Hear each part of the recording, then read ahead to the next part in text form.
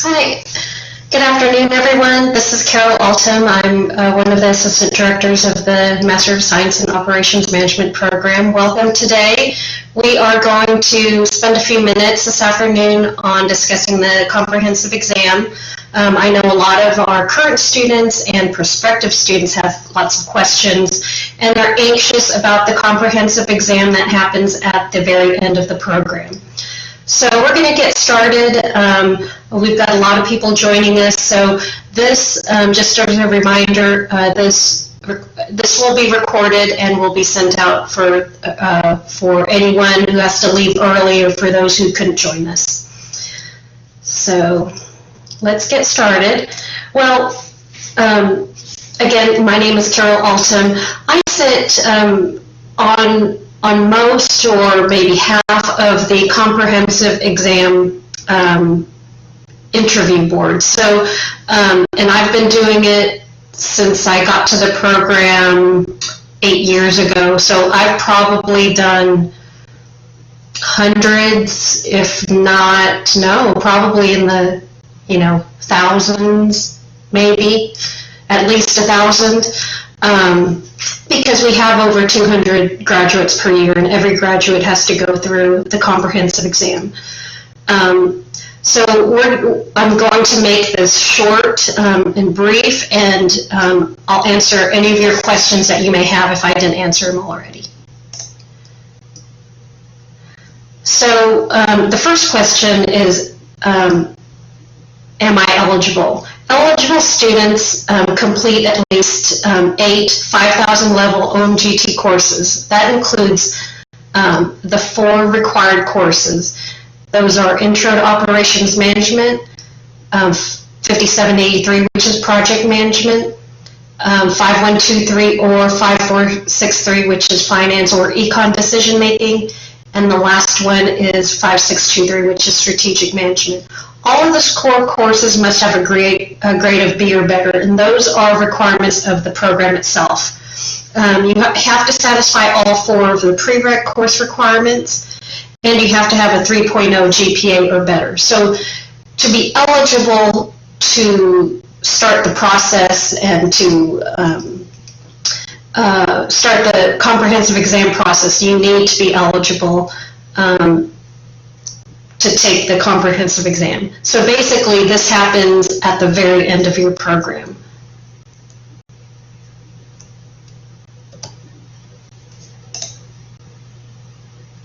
There are 2 parts of the exam. The first is the presentation and video, and the second part is the oral interview. So those are the 2 steps that we're going to look at now. So the presentation and video, the first step is to apply for the comprehensive exam. The exam, once your eligibility is confirmed by your advisor, you'll be added to a Blackboard course. And it's the comprehensive exam Blackboard course. It includes all the detailed information and instructions that you need to complete the submission requirements, including the PowerPoint presentation and the video.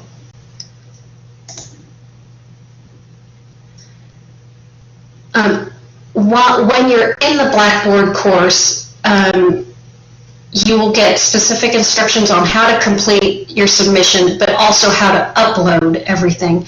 And that includes an unofficial transcript, a PowerPoint presentation, and an 8 to 10 minute video 8 to 10 minute video of you, the student, going through your PowerPoint presentation with the PowerPoint presentation up on your screen and a video of yourself presenting at the corner of the screen.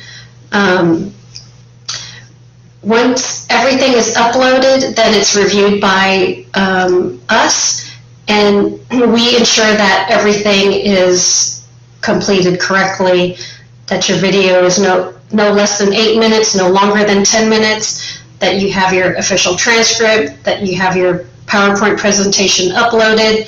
Once everything is accepted, then you'll be contacted by the department to schedule your second part, which is the oral interview.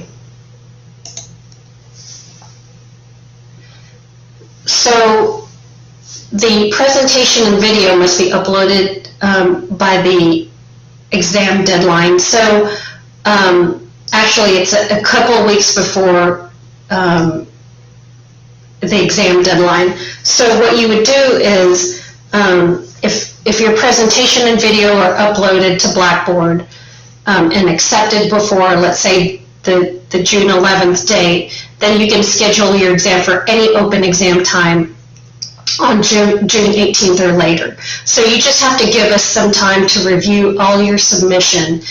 Once we accept it, then you'll have a chance to schedule the actual time slot of your oral interview.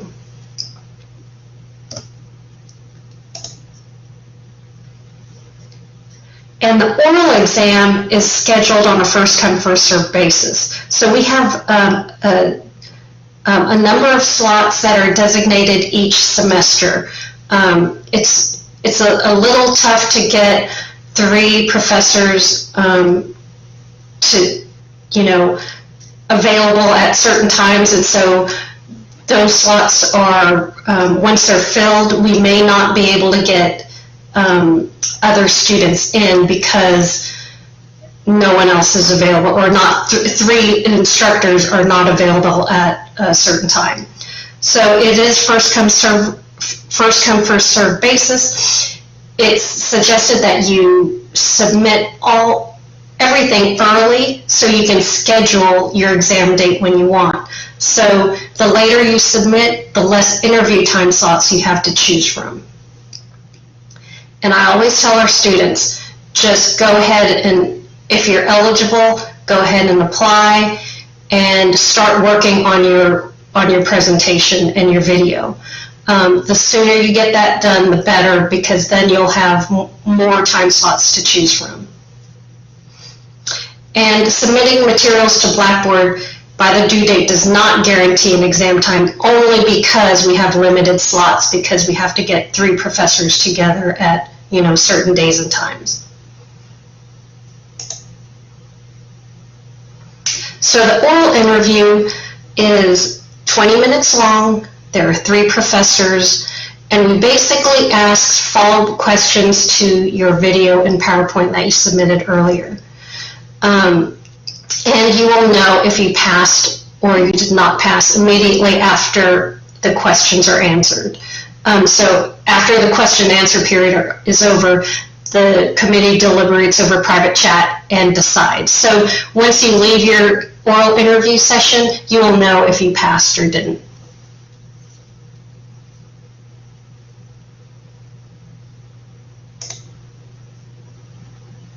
So this is just a snapshot of our website, operations-management.uark.edu.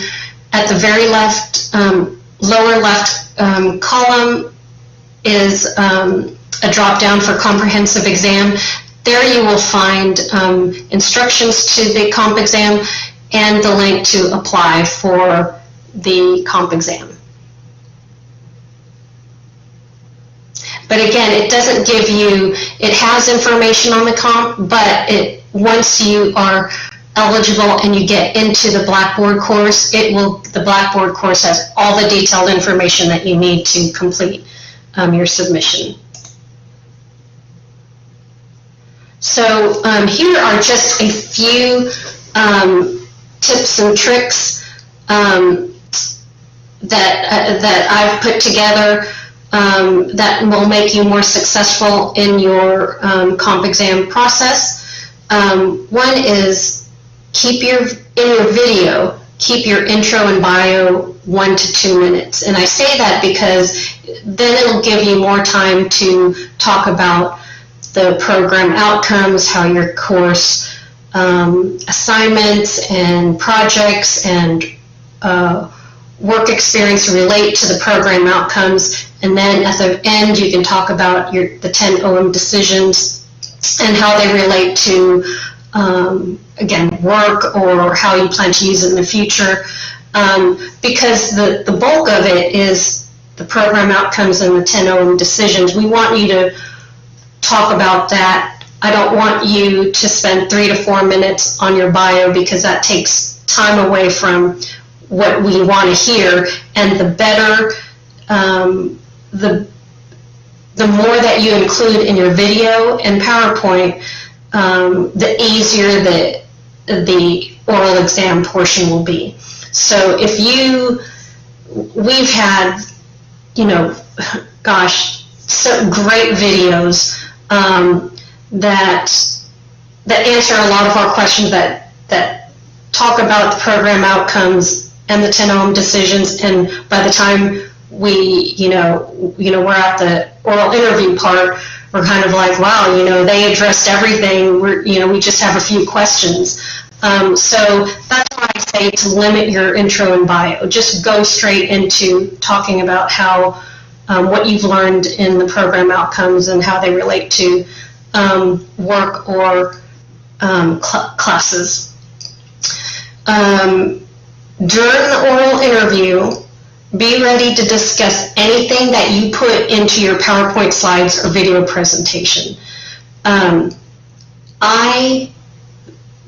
I look at a PowerPoint presentation or listen to a video, I get my information for the interview part from your video. So I will take everything. There's specific things that I will take and I will ask you about in your oral interview.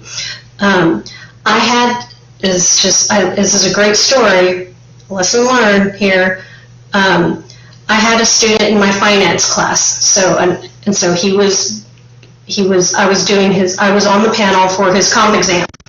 He specifically put something about finance that related to my class, because I know I was the only instructor who discussed this particular issue. I think it was had to do with ethics and finance, and he specifically put it in the bullet point in his PowerPoint presentation. He did not discuss it during the video part, but he put it in his PowerPoint.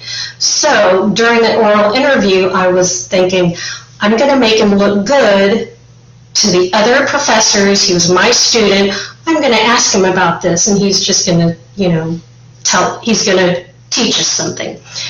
I asked him about it, and he did not know anything about it. He put it in there because he knew he was in my class. He knew I was on the comp exam, and he thought that it'd be great to list it in his PowerPoint. But when I asked him about it, he had nothing to say about it. He couldn't think of anything because he didn't know anything about it. He just put the subject in there as a bullet point.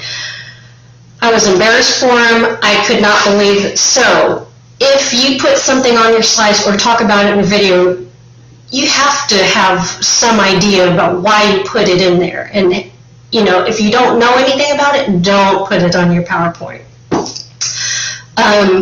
Another tip is, and this is what we look for, this is how we know that students have learned course concepts that they've taken from the classes, is when they relate it to work projects or assignments, or they just tell us how they've used it.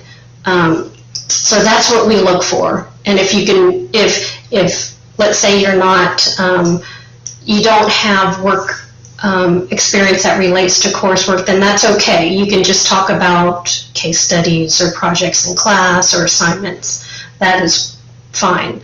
But it's easier if you relate it to work, and it's easier for you to remember when you're nervous and everything to talk about it because it's something familiar. Go ahead and use terms from your courses. I know there are terms, there are things, terms that we use in class that in the real world or in different organizations they use other terms. If you can, use the terms that you learned in class. Or you can just say, I learned this such and such, and we call it this, or we use it like this at work.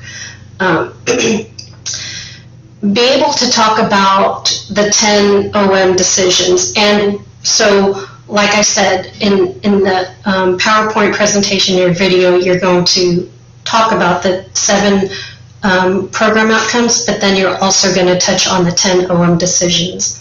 So know what those decisions are, because you will list them most likely in your presentation. So just remember what they are and the definitions of them.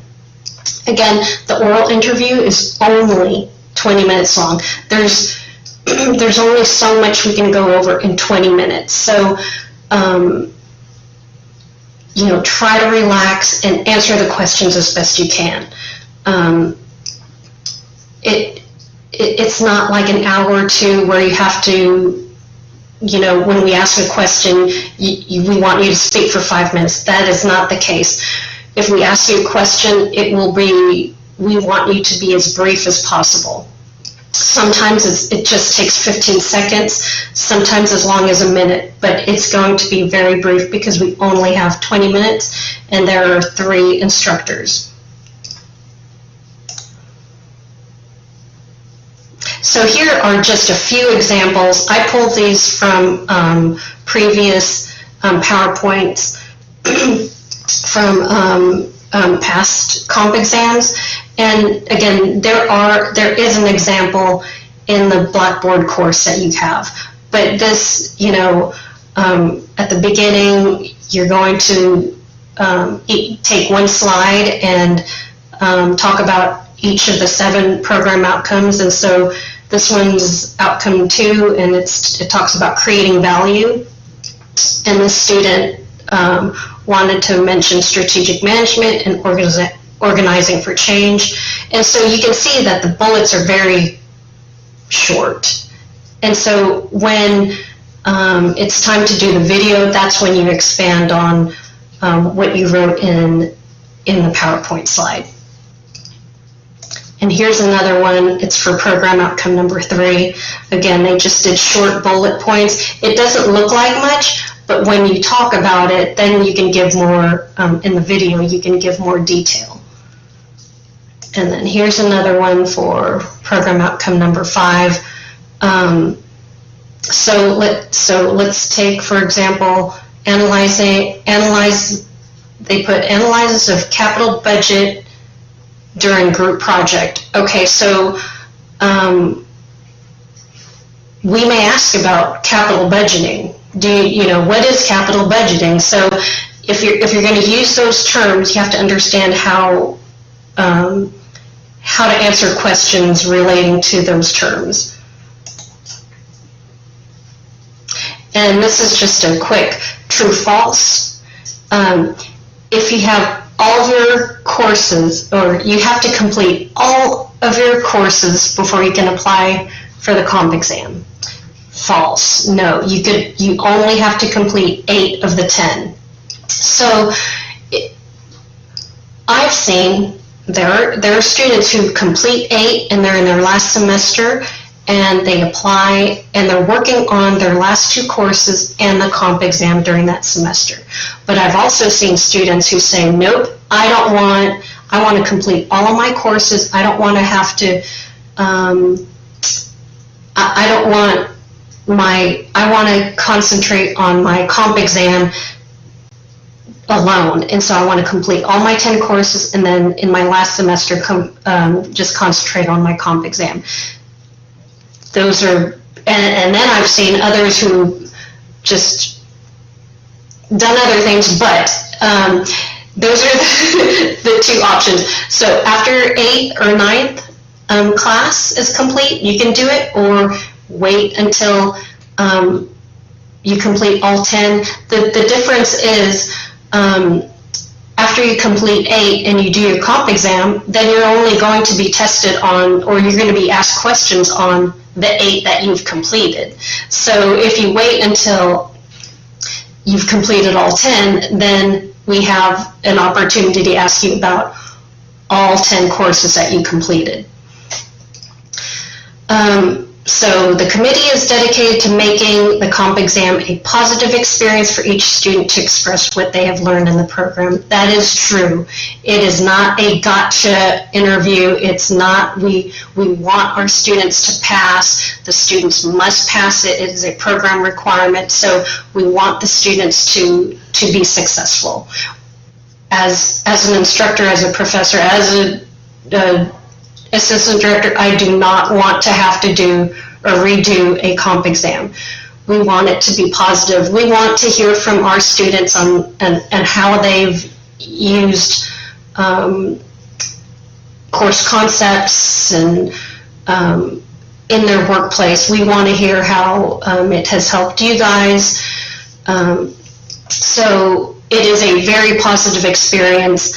Again, it's only 20 minutes long, so it's we pack a lot in the 20 minutes. And I forgot to mention this, but there are many times when we're doing comp exams back to back to back with no breaks. So we'll be doing one from 1 to 1:20, 1:20 to 1:40, 1:40 to 2 o'clock with no breaks. So when we say 20 minutes, we need to stick to that. Sometimes it does run long and for a few minutes and we're late for the next one, but then if comp exam is going very well and the student has answered all our questions, they had a great video, we may cut it short. But typically we keep it at 20 minutes. You have to have all your core courses completed before you can apply for the exam. Yes. You have to have your core classes and your prereqs completed. Most students pass, that is true. And actually, I didn't calculate the rate of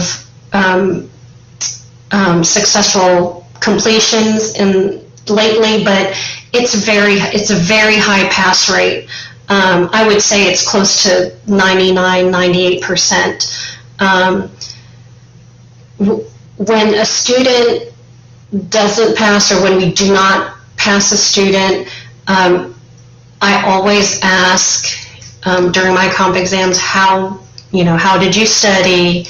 And typically, if they don't pass, they will be honest and they say, I really didn't put too much time and effort into it. I had one student who was a straight A student in all of his classes, but he failed his comp exam.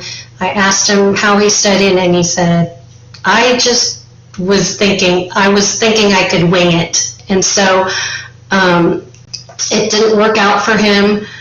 Students do have to put in time. Like I said, it's when we went to the video presentation because it forces the students to really take time and present everything that they know into 8 to 10 minutes. And when students work hard to do a good video, the oral interview part is just easier for us because we know that a student has studied and can answer our questions. Because it's only 20 minutes, our questions are very, not necessarily general, but it sticks to the program outcomes. So we're not asking you specific questions, like trick questions from classes. So it'll be a good experience. Okay, my last one is you will be asked to solve financial equations. False. I've never heard of anyone asking any student to solve an equation. No one's writing anything down on a screen or anything like that. So I'm at the end. I think I've touched on everything. If you have questions, please type them in the chat box. I really have not been paying attention. I've just been trying to make sure that I tell you guys everything.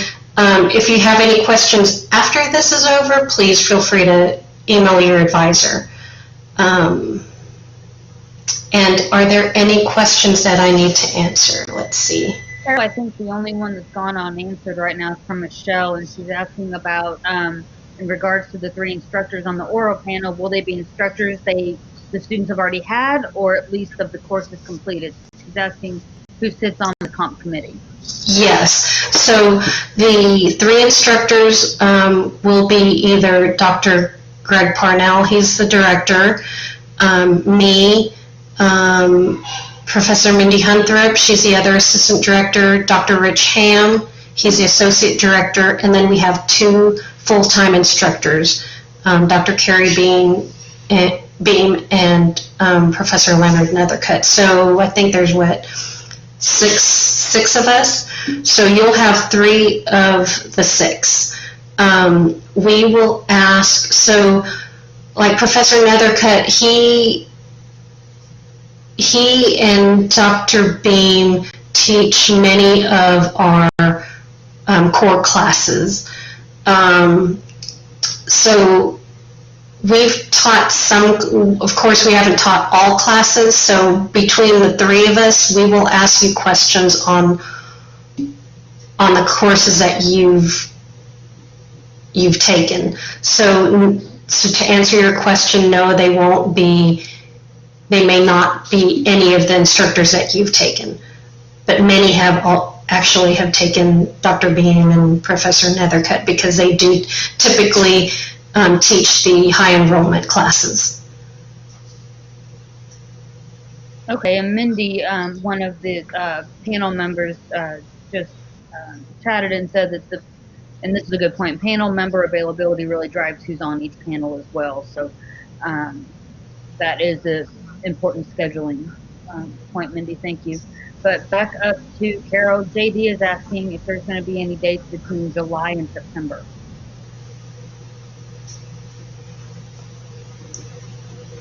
I don't have it pulled up, but once we start fall, I think fall starts mid-August, so we will have, I know we'll have September dates. I think we have July dates, don't we?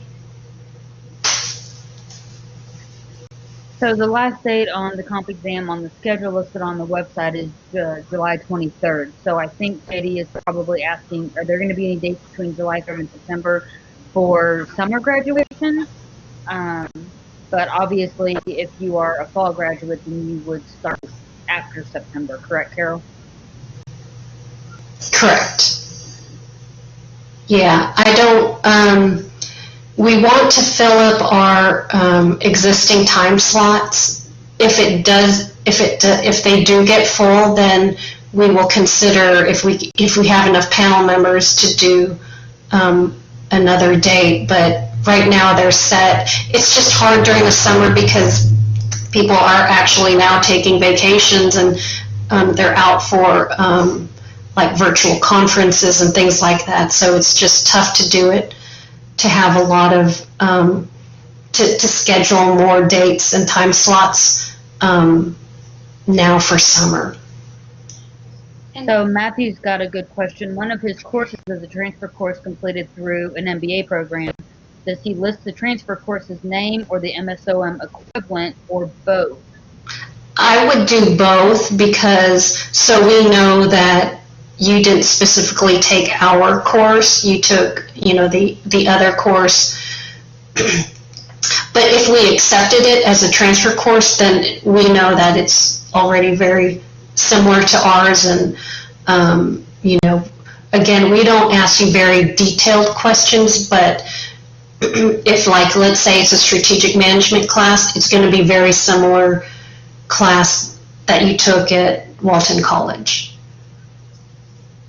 Okay, and Yutra says that it's great that there will be questions that you can relate to your work, but MSOM is a career change for her and a very different path for her. My current job, literature and journalism. So apart from subjective elements, very little currently pertains to my job. How will that affect her oral interview? or his or her own? No, it won't. It just, I push that, relating it to work just because it helps the student answer the questions. But if if you don't have related work experience, it is fine to talk about course projects, case studies, assignments that were done in the course itself. So you don't, work experience is not required. Okay, so Roy has a question about, are the oral presentations typically towards the beginning or the end of the semester? The reason why I'm asking is because I am taking my last core class during the first fall session, and I want to ensure I can take my comp exam to graduate in the fall. Usually, the bulk of our time slots for oral exams are at the end of the semester or the last half of the semester, because we've found that students do not, they just wait until the end of the semester. So, but if, for those of you who can do it in the first part of the semester, that is great. That will help us out a lot. And it will help you because then you don't have to worry about it through the rest of the semester. Okay, and I want to remind everybody that this session is being recorded. You will get a link to this video via your assigned advisor in the program. So I just wanted to remind everybody before too many people start jumping off there.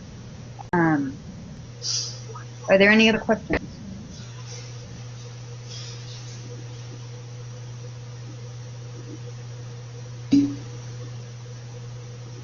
Thank you everyone for joining us. And if I can, even after this is over, you can email me or call me and ask me some questions on comp exams. Oh yeah, and Mindy reminded me, make sure you save your textbooks so you could look back on them and study them for your comp exam.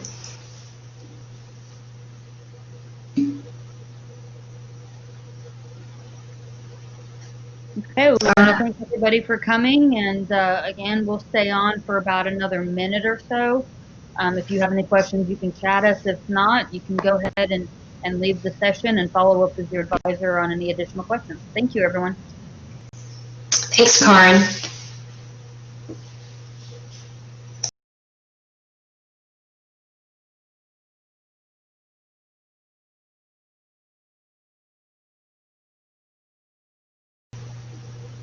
Stephen, if you're still on here, your digital textbooks I think there's a 5-year, you should have access to them for 5 years at least. Can anyone, if anyone's out there, is that correct? The digital textbooks that we have, I think they're, the ones I had from last semester appear to have 5-month period. Let me follow up on that, Stephen. That does not sound right. Unless you rented it. If you rented it, then that may be the case. But if you bought it, you have access to it for years. So Chris is asking if there's a way to get a course syllabus for a previously completed course. There you go, Michelle just answered it. We do have a syllabus bank at UARC, and Michelle has included that link. I will also include that in the communication to the advisors, sending out the video link as well.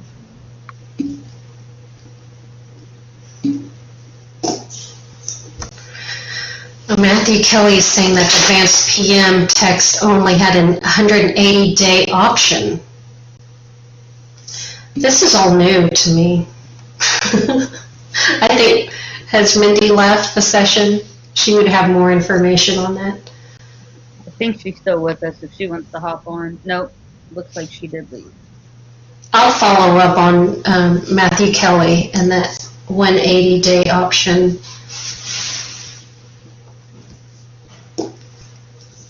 And yeah, that might have changed after the Barnes & Noble switch over. Oh, yeah. That's interesting. Yeah, they still have to opt out of the second advanced part of it, Otherwise, they'll get charged again. So I guess that's why it's a 180. If they Well, want no, to keep it longer, they would have to be charged again, is what I think he's saying. really? That is not, It doesn't sound right, but Matthew will no, follow up. yeah, that is not good.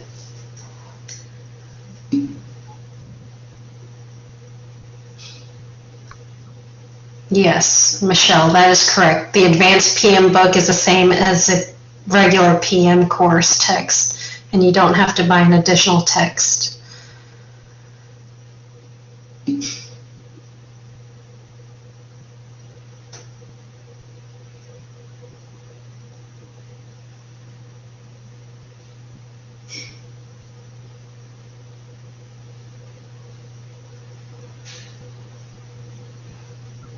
Okay, well, if there is no more questions, we'll go ahead and stop the recording, and you can leave the session. And again, follow up with your advisor.